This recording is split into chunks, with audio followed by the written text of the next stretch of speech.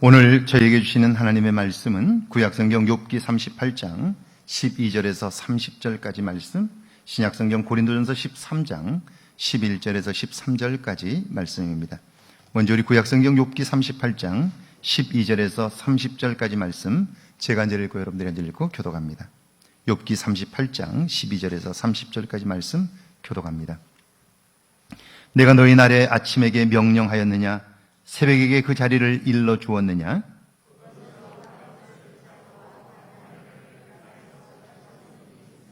땅이 변하여 진흙에 인친 것 같이 되었고 그들은 옷같이 나타나되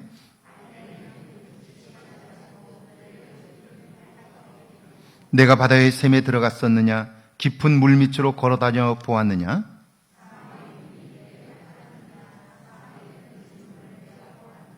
땅의 너비를 내가 측량할 수 있느냐? 내가 그 모든 것들을 다 알거든 말할지니라.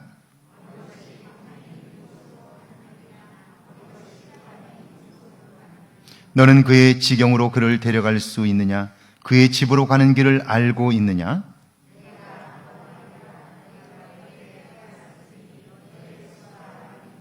내가 눈 곳간에 들어갔었느냐? 우박 창고를 보았느냐?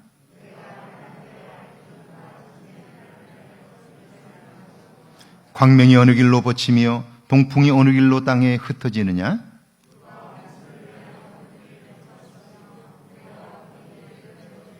누가 사람 없는 땅에 사람 없는 광야에 비를 내리며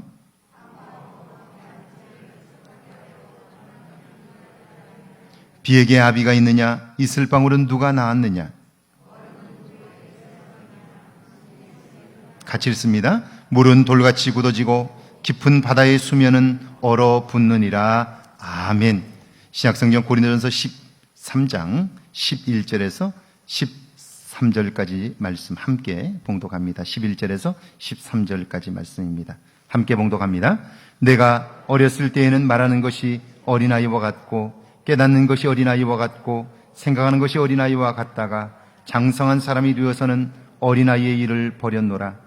우리가 지금은 거울로 보는 것 같이 희미하나 그때에는 얼굴과 얼굴을 대하여 볼 것이요 지금은 내가 부분적으로 아나 그때에는 주께서 나를 아신 것 같이 내가 온전히 알리라. 그런즉 믿음, 소망, 사랑 이 세 가지는 항상 있을 것인데 그 중에 제일은 사랑이라. 아멘. 하나님의 말씀입니다. 할렐루야. 이번 한 주간에도 하나님의 은혜와 사랑이 여러분과 여러분의 가정에 넘치기를 주의 이름으로 축원합니다. 축원합니다. 사람은 누구나 감동을 받고 기쁨 가운데 살고 싶어 합니다. 그런데 실제로 기쁨과 감동 속에서 사는 사람들은 많지 않습니다. 그렇다면 사람들이 감동을 느끼고 그래서 기쁨을 경험하는 일은 어떻게 가능할까요? 지난 2003년 8월이죠. 현대그룹 정몽원 회장은 대북 불법 송금 사건 재판을 받던 도중에 죽음을 맞았습니다. 그분이 3통의 유서를 남겼는데 그중 하나가 김윤규 사장에게 보낸 것입니다. 정주영 명예회장님께 당신은 누구보다 진실한 자식이었습니다.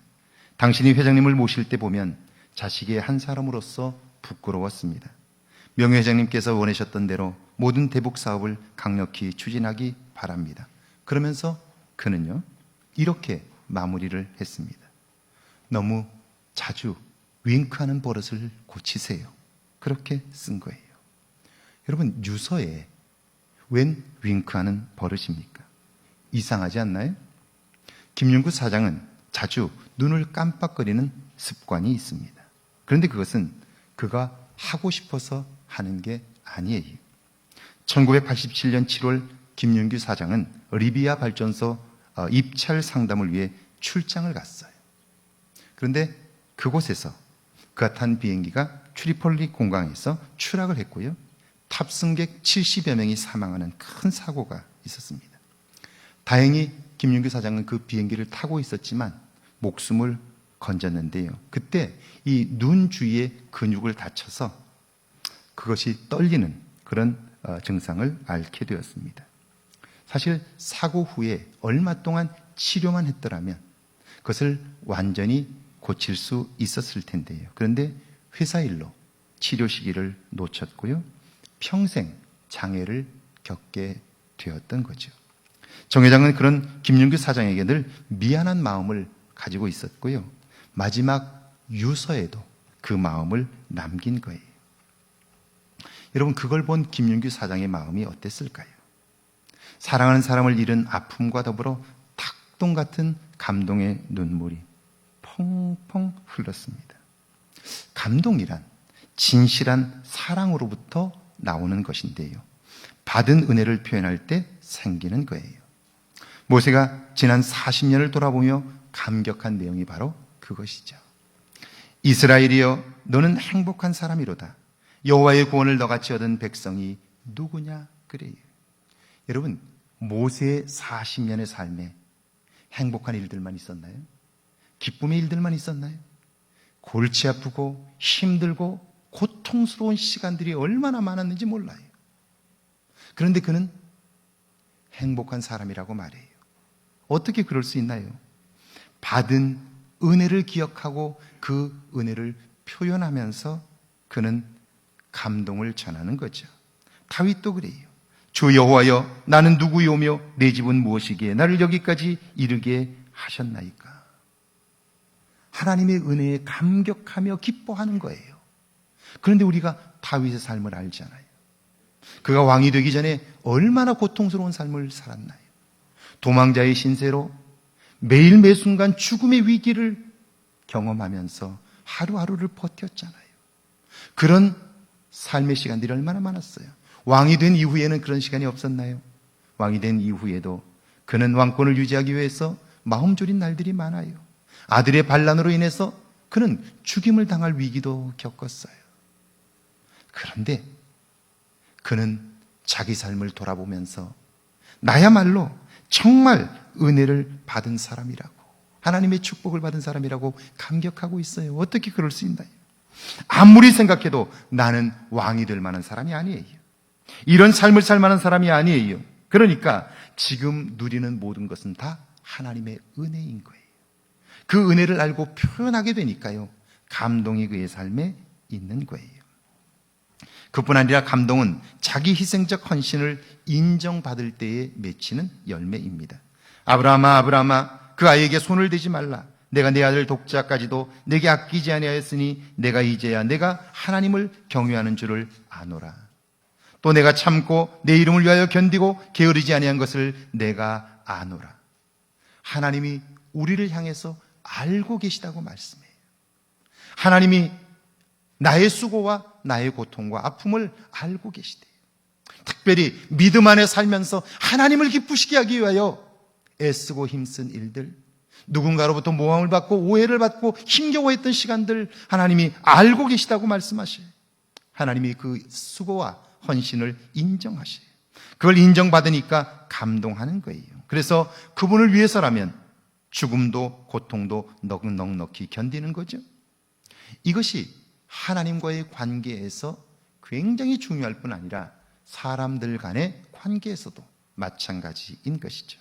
그런데 은혜에서 멀어지면요, 내 삶의 감동이 사라지면 옳고 그름으로만 판단해요. 일방적인 자기 주장만 하게 되고요, 다 아는 것처럼 사는 거예요. 지금 욥의 상태가 그렇습니다. 오늘 본문인데요, 욥기 38장 12절과 13절입니다. 함께 읽습니다. 12절과 13절입니다. 내가 너의 날에 아침에게 명령하였느냐? 새벽에게 그 자리를 일러 주었느냐? 그것으로 땅끝을 붙잡고 악한 자들을 그 땅에서 떨쳐버린 일이 있었느냐? 하나님이 욥에게 물으셔요. 언제 동이 터서 아침이 되는지 너는 알고 있지? 그렇다면 네가 알고 있는 그것으로 한 번이라도 동을 트게 할 수 있느냐? 그렇게 물으시는 거예요. 새벽빛이 비치면 어둠 가운데 악을 행하던 자들이 도망치지? 날이 밝아지니까, 환해지니까, 악한 자들이 자기들의 악한 행위가 드러나니까, 밤에는 보지 않으니까 그 일을 행하다가 해가 뜨면, 환해지면 그 악한 행위들을 버리고 도망치지? 너 알고 있지? 그런데 네가 알고 있는 그것으로 빛을 비춰 악을 멈추게 한 적이 있느냐? 그렇게 말씀하세요. 우리는 알고 있으면 행하게 되고, 행하면 우리는 그 열매를 볼 수 있다고 생각해요. 그런데 알고 있는 것과 행하는 것은 전혀 다른 차원이라는 거죠. 내가 알고는 있으나 행할 수 있는 능력이 없다는 사실, 이걸 하나님이 말씀하고 있는 거예요. 이런 걸 거예요. 결혼해서 아내와 남편이 다퉈요. 함께 사니까 상대방의 약점과 문제를 잘 알지요. 그때 사람은요, 상대방의 잘못을 지적하면 그 사람의 잘못이 고쳐질 거라고 생각해요. 그래서 지적을 하는 거예요. 그런데 살아보셔서 아시죠? 고쳐지던가요? 아니에요. 왜요? 일단 감정이 상하니까 너는 뭘 얼마나 잘하느냐고 반감이 드는 거예요. 그래서 받아들이질 않아요. 무슨 이야기입니까? 문제가 무엇인지는 알고 있지만 그러나 그것을 고칠 능력이 내게는 없는 거예요. 고치려고 하면 할수록 관계가 점점 더 어려워지는 거예요.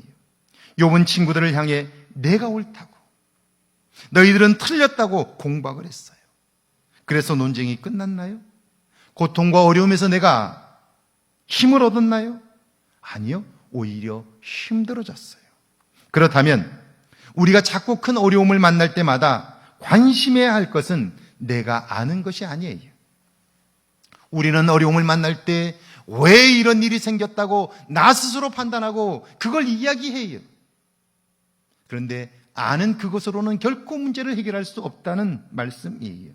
그러니까 힘들고 어렵다고 느낄 때마다 내가 아는 것을 말하는 것이 아니라 그때 내가 알아야 할 것, 그것에 관심해야 한다, 그런 말이죠. 욥기 38장 14절과 15절인데요. 함께 읽습니다. 땅이 변하여 진흙에 인친 것 같이 되었고 그들은 옷같이 나타나되 악인에게는 그 빛이 차단되고 그들의 높이 든 팔이 꺾이느니라. 아침에 해가 떠오르면 깜깜할 땐 볼 수 없었던 것들이 드러나죠. 누구나 다 아는 이야기입니다. 그런데 이때 우리가 알아야 할 것은 그 빛으로 하나님은 악한 자들이 더 이상 죄를 범하지 못하게 하신다는 거죠. 그들을 심판하셔서 세상을 건강하게 하시는 거예요. 이걸 알아야 한다 하는 거예요. 요즘 코로나19로 어렵지만 그런데 그것 때문에 참과 거짓 믿음이 드러나고 있지 않나요? 신천지를 보면서도 여러분 느끼셨죠? 이 일이 아니라면 그들의 속속들이를 어떻게 알겠어요? 그것도 모든 세상의 사람들이 다 알 수 있도록 낱낱이 드러나잖아요. 자, 코로나19로 어려운 것은 사실이에요. 그런데 무엇 때문에 어렵다, 누구 때문에 어렵다, 그래서 끝이 나지 않는다, 그 얘기 다 알아요. 그런데 아무리 많이 그 얘기를 해보세요. 그래서 힘이 나나요? 누군가에게 위로가 되고 격려가 되나요? 모일 때마다 그 얘기해요. 그런데 그 얘기를 하면 할수록 내가 무너지고 그 이야기를 듣는 사람들이 힘이 빠져요. 그러면 그때 해야 할 말이 뭔가요? 내가 아는 것을 말하는 것이 아니라 그때 해야 할 말, 그걸 알아야 하는 것이죠. 16절과 17절이죠. 같이 한번 읽습니다. 내가 바다의 샘에 들어갔었느냐? 깊은 물 밑으로 걸어다녀 보았느냐? 사망의 문이 내게 나타났느냐? 사망의 그늘진 문을 내가 보았느냐? 바다 깊은 속에 들어가고 그 바닥을 걸어 보았느냐? 물으셔요. 바다의 크기가 얼마며 염분의 양이 얼마며 고기가 얼마나 있는지 알고 있어요. 그런데 정말 알아야 할 것은요, 그 크고 깊은 바다를 만드시고 오늘도 관리하고 계신 분이죠. 죽음과 맞닥뜨려 더 이상 살 수 없는 상황을 경험해 보셨나요? 죽음을 많이 봤기 때문에 우리는 죽음을 아는 것처럼 생각해요. 그래서 내가 만났던 죽음에 관한 이야기들을 많이 알고 이야기를 해요. 그런데 우리가 정말 그때에도 알아야 할 것은 죽음에 대하여 아는 것이 많지만 그러나 그 아는 것이 죽음에 대한, 나의 죽음에 대한 두려움을 극복하게 하지 못한다는 거예요. 죽음의 두려움에서 나를 건지지 못한다 하는 거죠. 18절에서 20절인데 같이 한번 읽어볼까요? 18절에서 20절입니다. 땅의 너비를 내가 측량할 수 있느냐? 내가 그 모든 것들을 다 알거든 말할지니라. 어느 것이 광명이 있는 곳으로 가는 길이냐? 아는 것이 흑암이 있는 곳으로 가는 길이냐? 너는 그의 지경으로 그를 데려갈 수 있느냐? 그의 집으로 가는 길을 알고 있느냐?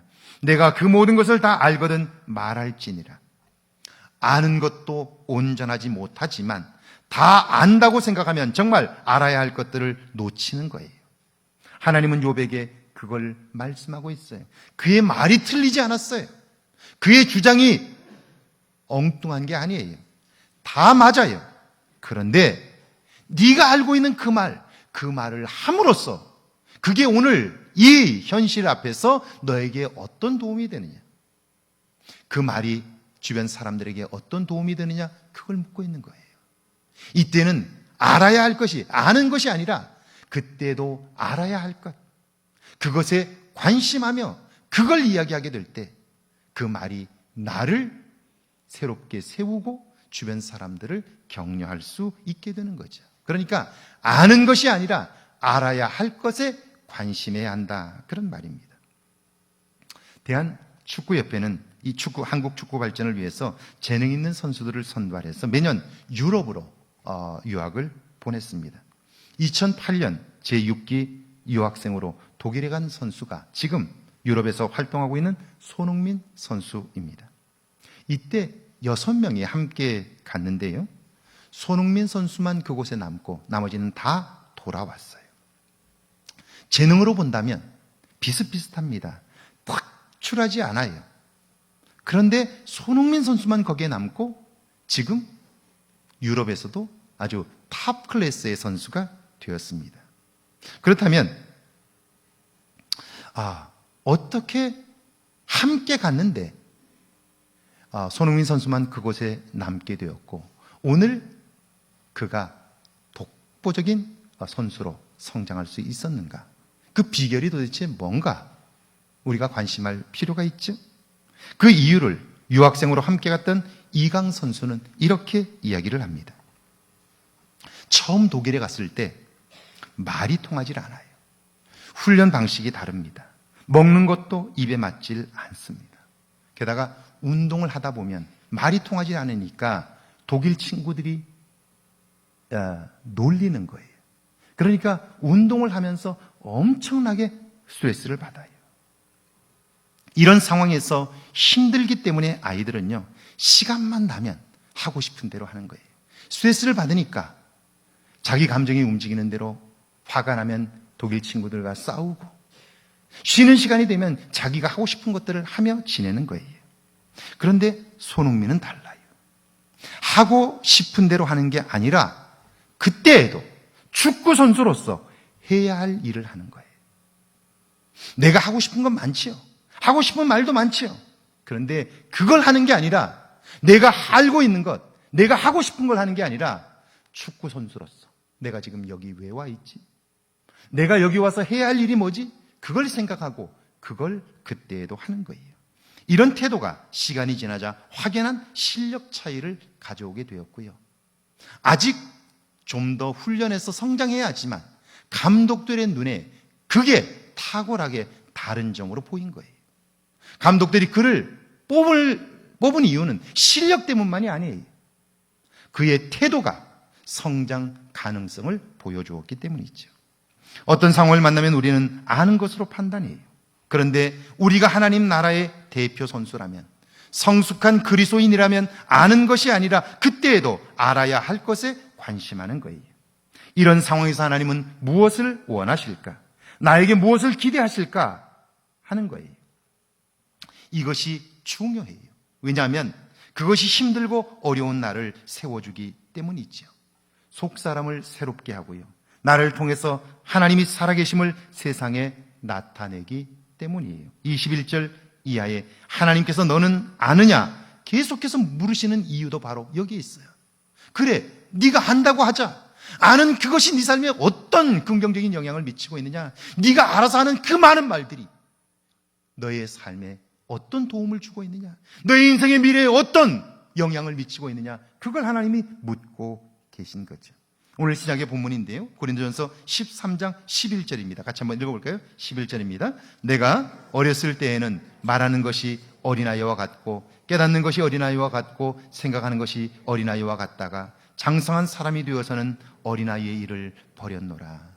어린아이는요, 말하는 것이나 깨닫는 것, 생각하는 것이 어린아이 같아요.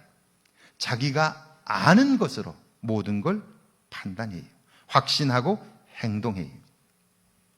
제 아이들이 어렸을 때 제가 집에 들어가면요, 작은 아이는 제게 달려와서 씨름을 하자고 그럽니다. 누가 이길까요?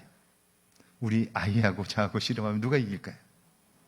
제가 계속해서 이기면 아이는요, 삐집니다. 그리고 다시는 하자고 안 그래요. 울어요. 그러니까 제가 2번 하면 1번은 져줘요. 그러면요, 저를 이기고 나서 아이는 얼마나 좋아하는지 몰라요. 그리고는 막 엄마에게 달려가가지고 내가 아빠를 이겼다고 그렇게 자랑을 해요. 엄마가 시큰둥한 반응을 보이면요, 엄마를 끌고 가서 아빠한테 물어보라고 그렇게 얘기를 해요.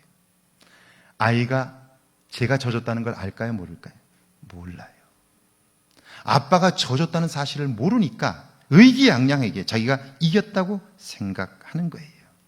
자, 그런데 커서도 어린아이처럼 생각하고 판단하고 행동한다면 어떨까요? 장성한 어른이 되었다면 이제 어린아이의 일을 버려야 돼요. 그런데도 어린아이의 모습을 가지고 있다면 여러분, 그것은 웃음거리가 되고 마는 거예요. 그렇다면 우리는 영적으로는 어떨까요? 여러분 스스로 자신에게 한번 물어보시죠. 여러분은 지금 영적으로 어린아이입니까? 아니면 성숙한 어른입니까? 신앙과 삶에 있어서 여전히 내가 아는 것으로 생각하고 판단하고 행동한다면 여러분은 어린아이입니다.